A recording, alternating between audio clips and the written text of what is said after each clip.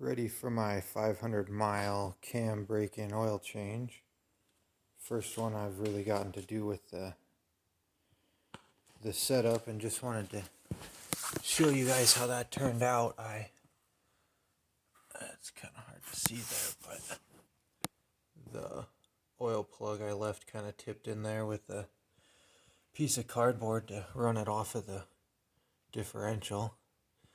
Obviously you got to have the skid plate there taken off, and then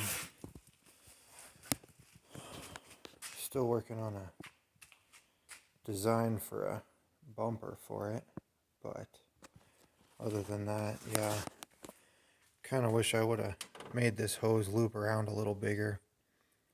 It's a little tight getting to the oil filter, but it still beats the spin-on ones from underneath. I do like these canister style ones, but other than that, I haven't really found any significant leaks. Everything's working pretty good that way. Got the head gasket squared away. I got confused on which throwout bearing it's supposed to have. I ended up putting the 3.0 throwout bearing in because it seemed like the 3.4 that the clutch came with would be too big. But I'm having issues getting it to release quite right, so we'll see.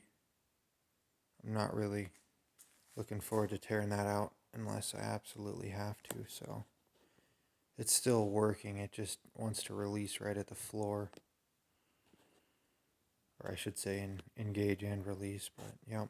And it's been snowing out, so kind of hard to use all the power. All it does is spin the tires. The